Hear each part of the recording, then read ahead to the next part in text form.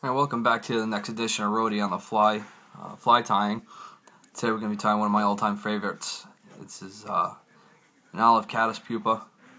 It's a very, very productive fly. You can use it any time in the year in any type of water. I'm going to start out. Always remember to flatten your bar before you start tying. Today I'm using a Daiichi 1120 number 16 curved hook with a small gold bead. I usually tie these in 16 and 14, usually no bigger and no smaller. I haven't had a problem with either of these sizes. Yeah, so I'm going to be using olive green 6/0 uni thread. Start out behind the bead, just tying a nice base. Going back to the bend in the hook.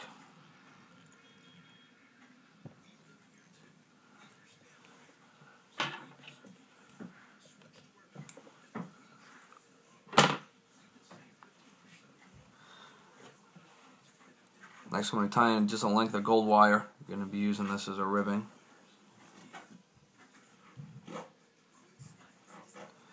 Couple of wraps, secure it forward.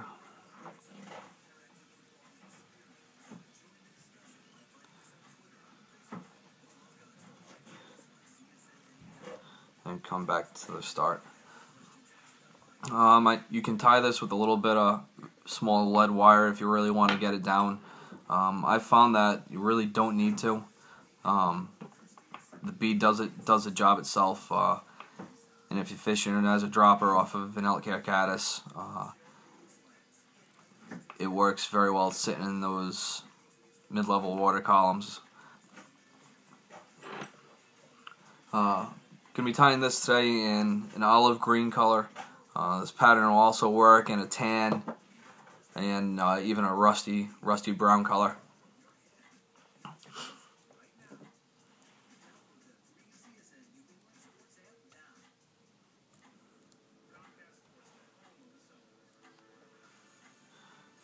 This is a great fly for any kind of water condition. Slow flat pools that are fairly deep. I like to fish this as a dropper, and I'll fish it back upstream and let it dead drift back towards me.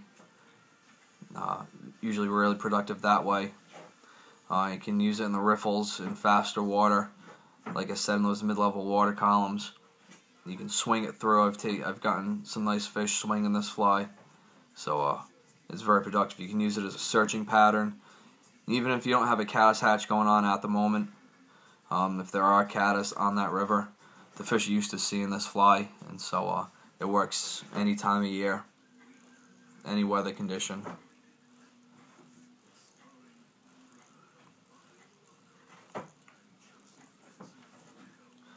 I like to tie this fly fairly meaty. Just leave a little bit behind the bead, so when you tie in your peacock herl as a collar, you have some space. Next step is you're going to just take your gold wire and you're going to wrap it forward.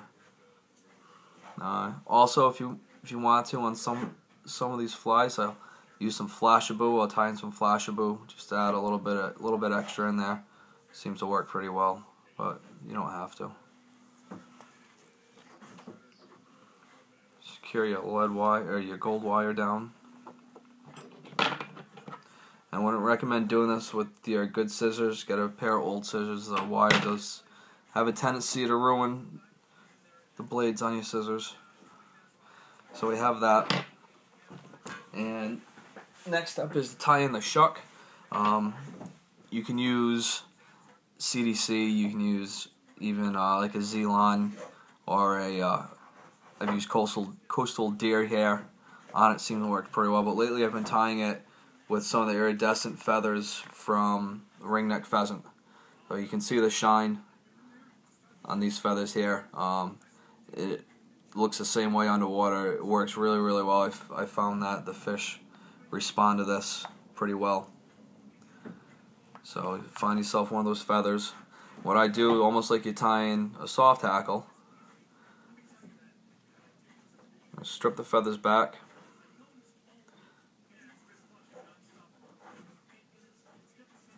And you have that part.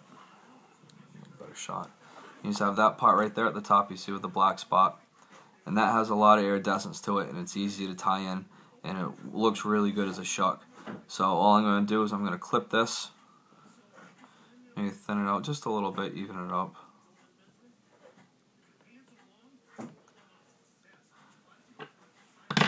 I'm just going to clip it right here at the top. And that's what I'm going to tie in as my shuck. So you see that right there. And there is some iridescence to it. Really can't see it too well on here, but it's there. So what you're going to do is you're going to rotate. If you have a rotating vise, you're going to rotate it 180 degrees so your fly is upside down. If you don't have a rotating vise, then you have to do a little more work to get this done. So you're going to tie this in on an angle. I usually like to have it about half the length of the shank.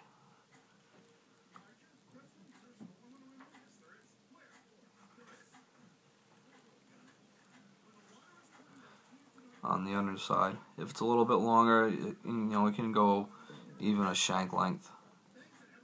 It's not too bad. But if you do want to shorten it up, it's a nice easy adjustment. Just pull the end out. You have it secured down.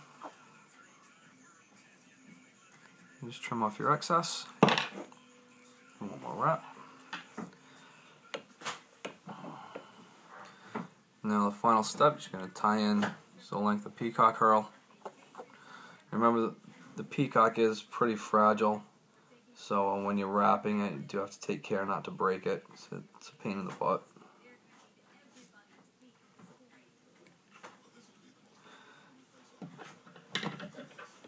Couple of wraps, secure it down. Remember, when you're tying it in, start it at the back because you want to start it, obviously, towards the bend of the hook and wrap it forward. I like to wrap it actually pretty heavy if I can.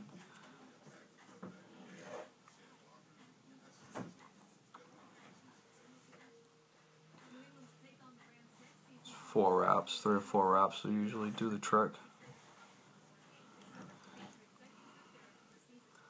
Very, very simple fly to tie, and it's super productive.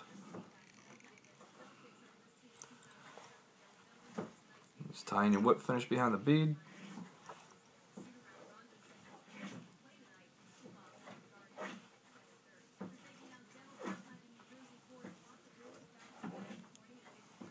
And that's it. Trim off your excess thread. Add a little head cement if you like. And there it is. It's the olive caddis pupa. Once again, it's a very, very productive fly.